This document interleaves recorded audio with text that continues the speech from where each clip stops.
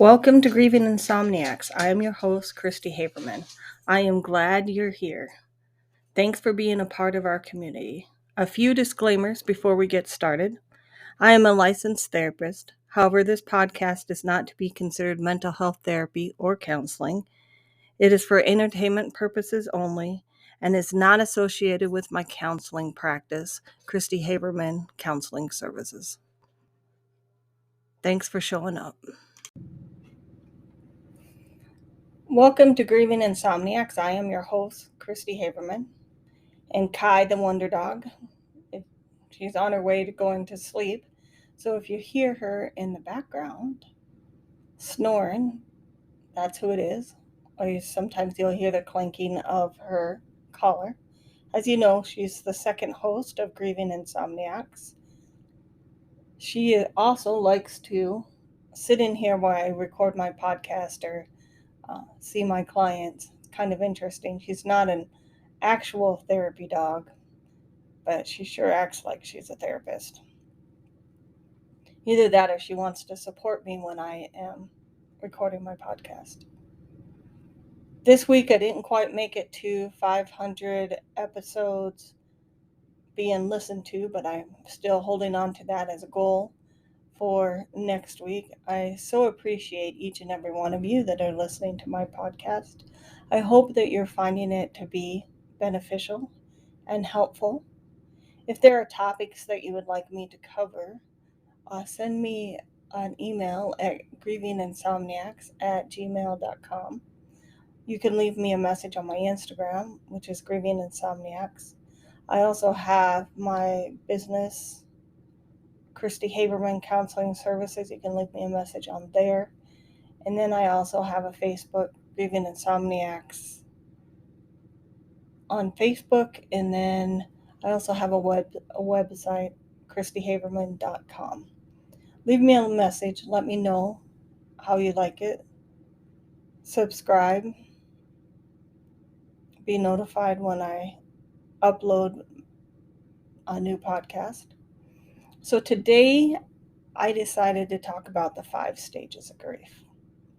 And I decided to talk about it for actually several reasons.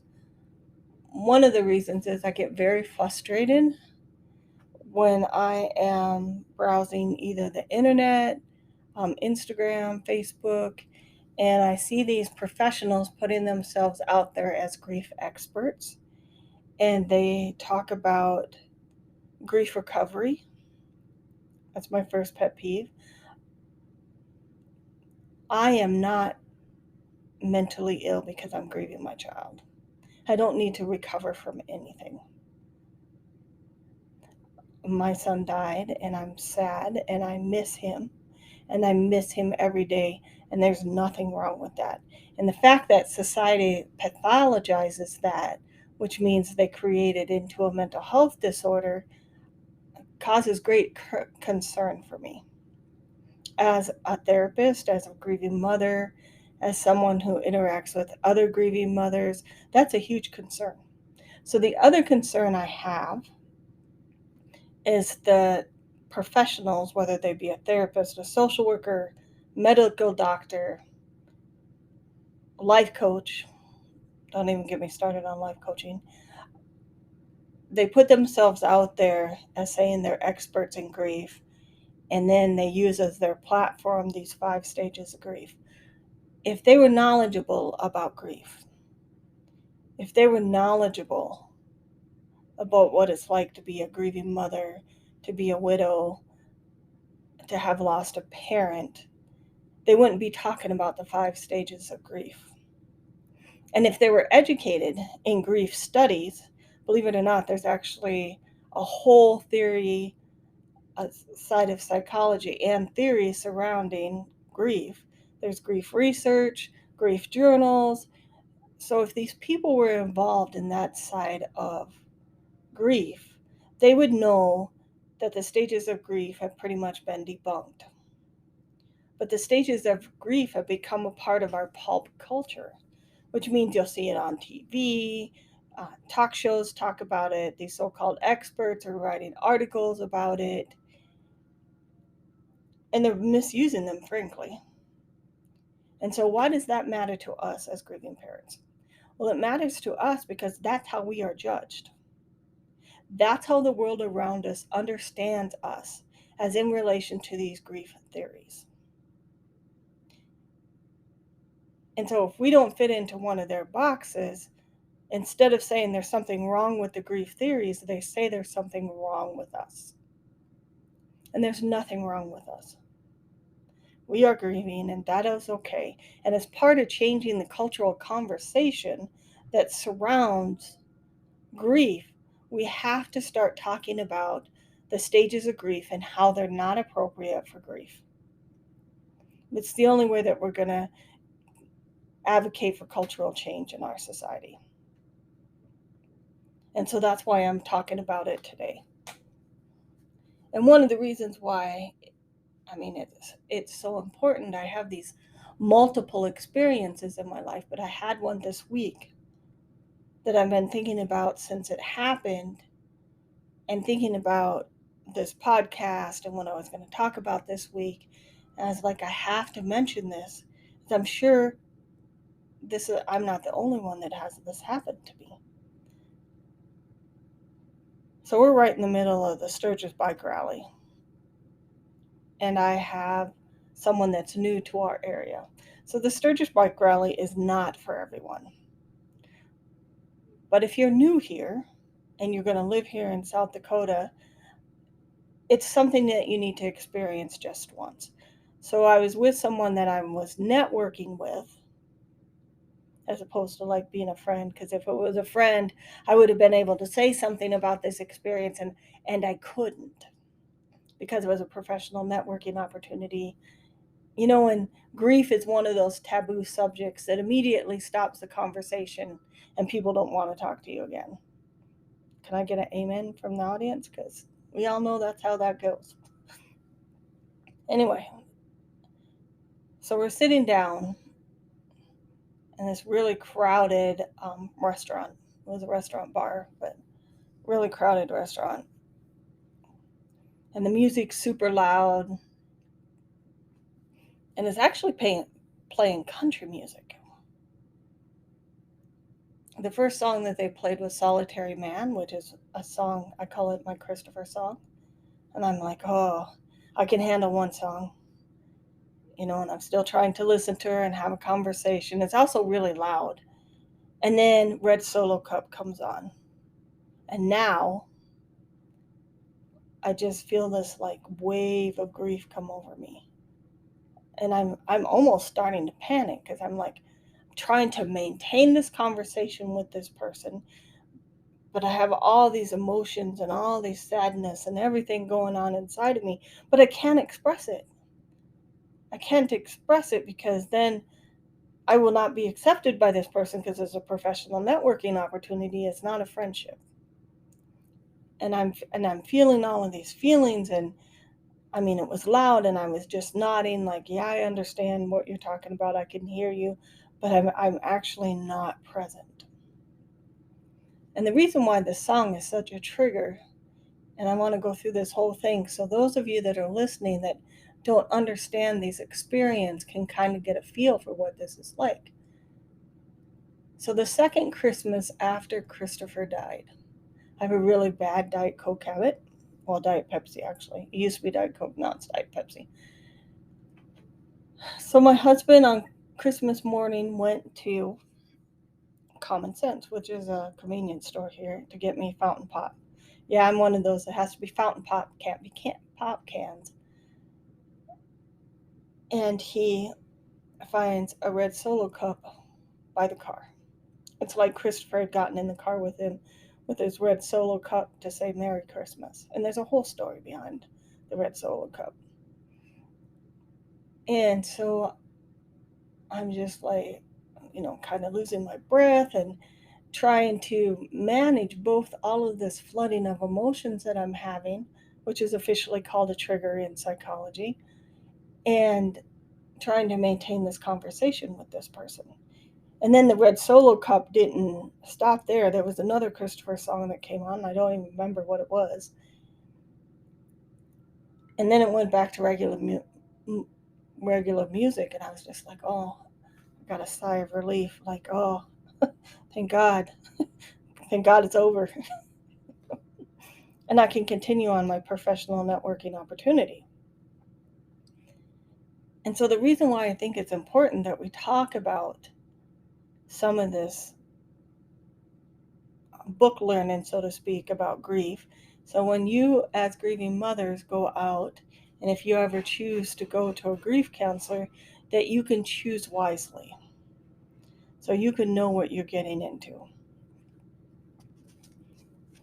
And that's the whole goal of my podcast, is to educate people so that they know and understand and can make the kind of decisions that are good for them.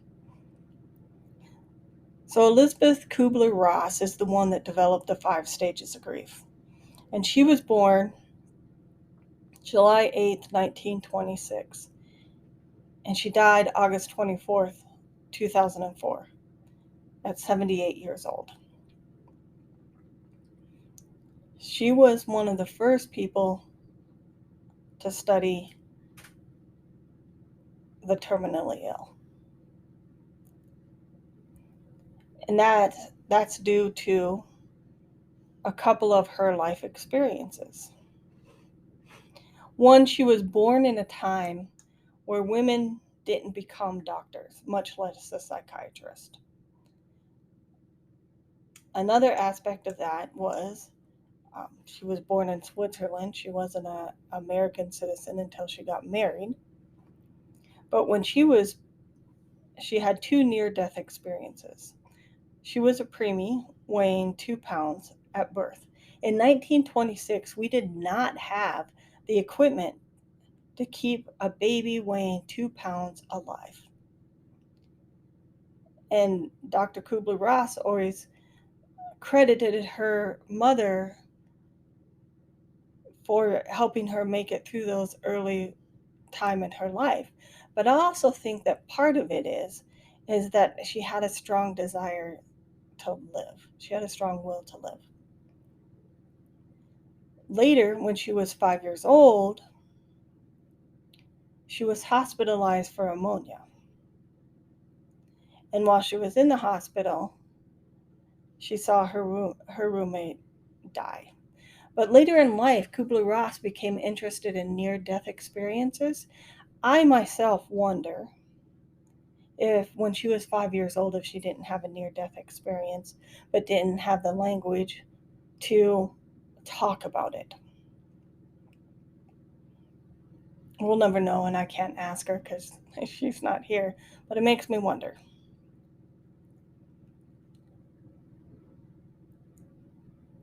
So she worked as a laboratory assistant. In 1954, so I found this really interesting too. In 1954, she went to an extermination camp. And on the wall in this extermination camp, there were butterflies etched into the wall.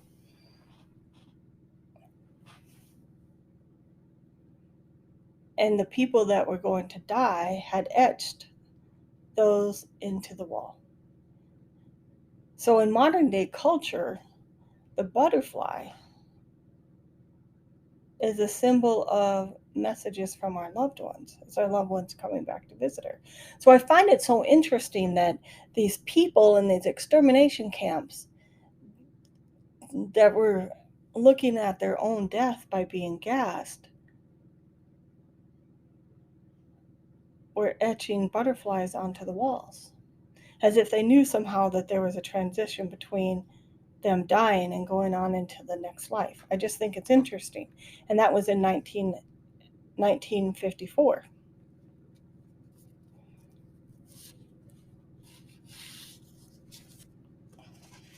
So Kubler-Ross went on to become a psychiatrist.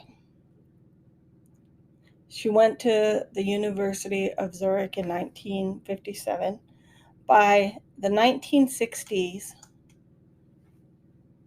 she was in New York at the Manhattan State Hospital. And so she started treating schizophrenics along with the helpless patient. And so the helpless patient is what they referred to as the terminally ill. And back in those days, if you were terminally ill, the doctor didn't tell you that you were dying. And Dr. Kubler-Ross went as far as to say, people know when they're dying. So if you don't talk about it to them, it's because you're not talking about it because you're uncomfortable with it, not because they're uncomfortable with it. And she also talked about how they weren't giving, there was no hospice back then, none whatsoever. And so they were just left to suffer. They didn't ever really see their doctors. And so as she went through her residency at this hospital, she became very concerned about the treatment, not only of the severely mentally ill, but of the people that were dying. So she moved on to the University of Colorado School of Medicine. I promise all of this is relevant, where she began teaching.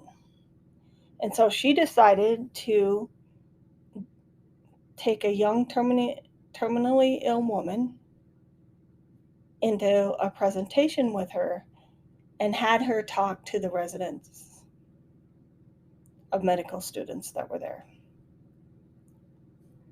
And she told these medical students, my goal is for you to see this young person as a human being, not as somebody that is dying.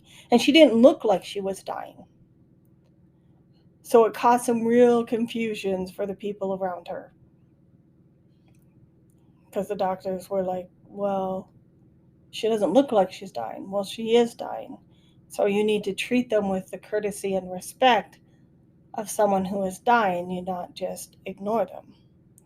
And from then on, she began doing seminars and bringing awareness to how we treat our terminally ill people. And so this is the beginning of the hospice movement.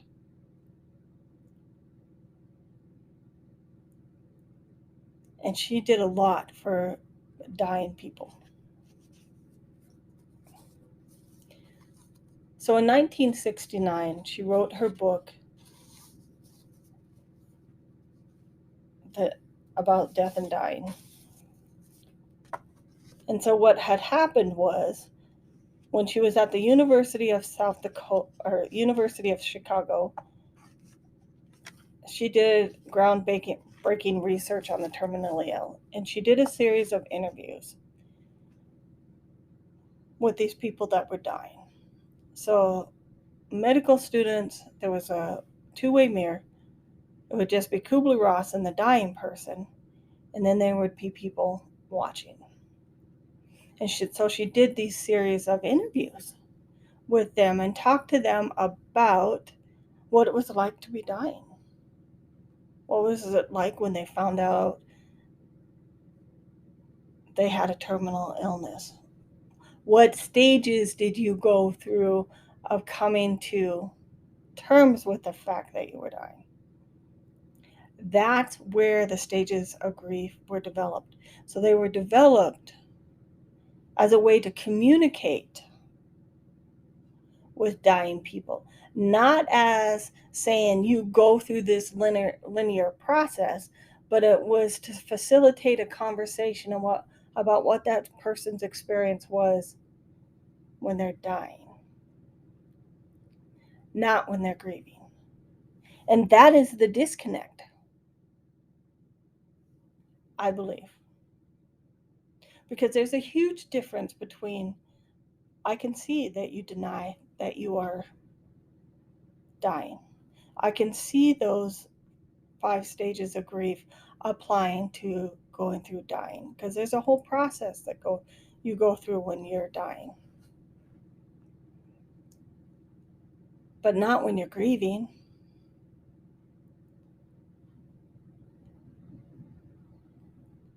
And so Dr. Kubler-Ross has always said that those stages of grief were never meant to be used to force people into these little boxes about this is how you have to grieve in order to move through grieving. It was never meant to be that. All she wanted to do was to facilitate a conversation around dying people and providing them with comfort, a means of communicating and improving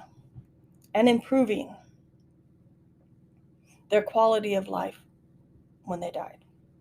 In fact, Dr. Kubler-Ross went as far as to say that doctors who did not discuss with their patients that they were dying or their imminent death, they were showing a cowardness in dealing with death. And we see that now. We see that now because the medical profession drives me crazy because they do not recognize when people are grieving. And how can they not? Because they see death all of the time. It's like they don't have the ability to communicate it. So we haven't really gone that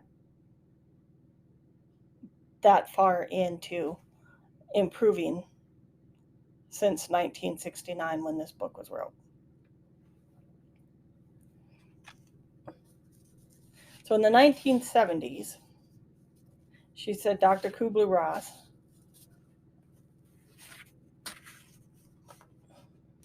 started a healing center in California.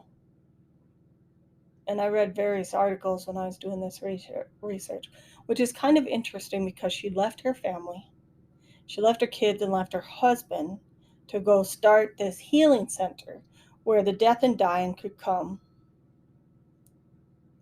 to die.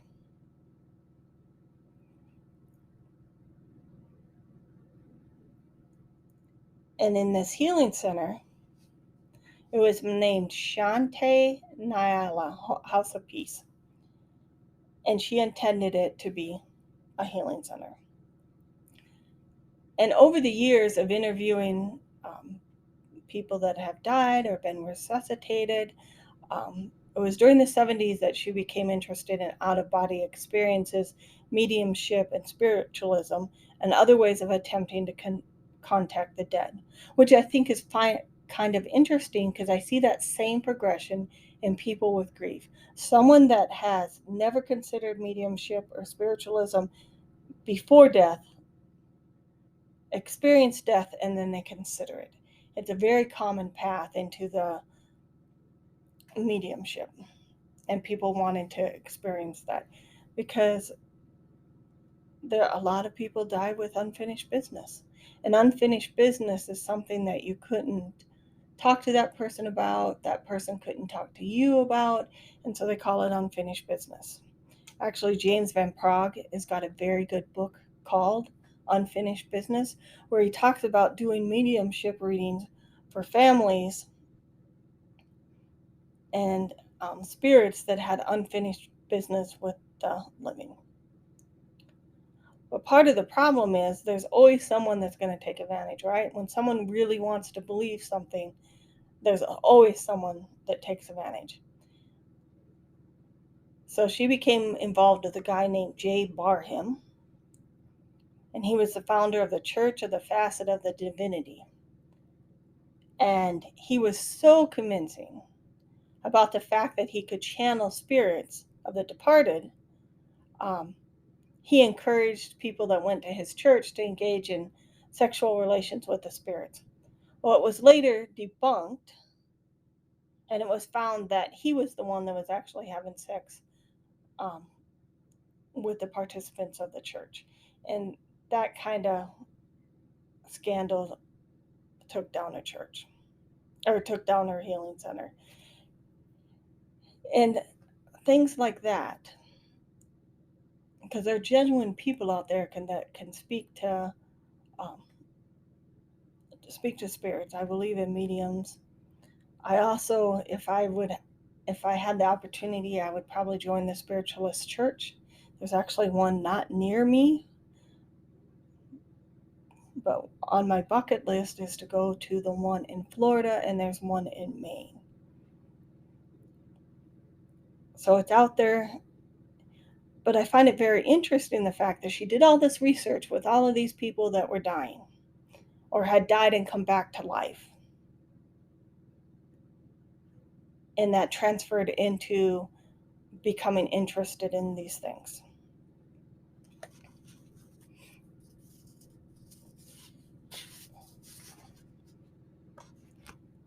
So Dr. Kubler-Ross was very influential in developing the stages of grief. But in the end, when it came to her dying, she died alone. And she had always said that the dying need to have someone around them too, so that they don't die alone. But in the end, she died alone. And I often wonder at the end of her life if she was second guessing her choice of areas of study. But it's thanks to her that we have hospice, that the dying get treated as well as they do. But her research was never on grief. Never on grief.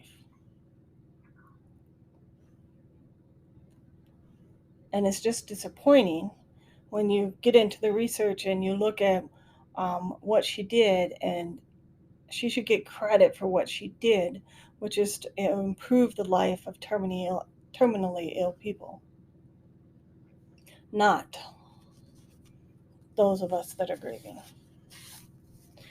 And also, as always, I go to my Google Scholar, look up research studies, and I just want to give you this example of this research study that I found. So they did, and they were talking about the stages of grieving. So it was done in 2007, and they were researching what they called non-pathological grief. So non-pathological grief is not traumatic grief. So it's people that died at the end of their normal life experience. Okay, that's not going to be any of us grieving mothers, okay? I'm just putting that out there. So this research was done on widows and widowers, and the mean age of these people was 62.9, and they were Caucasian. Most of them were Caucasian, like 97% of them were Caucasian. And so what they found is they went through disbelief, yearning, anger, depression, and acceptance. And those were the stages that they moved through at different points during the grieving process of 18 months. And I once again was like, okay, so you take out the trauma. Those of us that are grieving parents, 100% were traumatized. You take out the fact that our children died. Our children had a normal life expectancy, which means is that we all would have been kicked out of the study because, children are supposed to live a long, long time. So again, when we look at this grief research, we look at these grief theories, they apply to other people. They don't apply to us as grieving mothers. So if there is anything I want you to take away from this podcast, is when someone starts talking to you about the 5 stages of grief, understand that that is their attempt to make grief manageable. And they want to believe really hard that if someone dies, that they're going to go through those 5 stages of grief. It doesn't make it reality. And if you're going to a therapist that talks about the 5 stages of grief, 1, they haven't worked with grieving people. 2, they haven't lost somebody, and you need to look for someone that doesn't talk about the 5 stages of grief.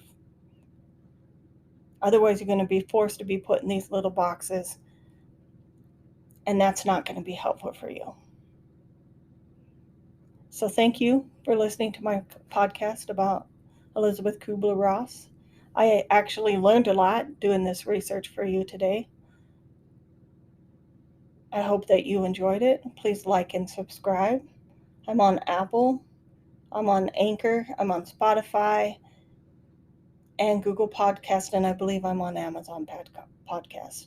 So thank you for listening. This is Christy Haberman and Kai. Thank you for listening.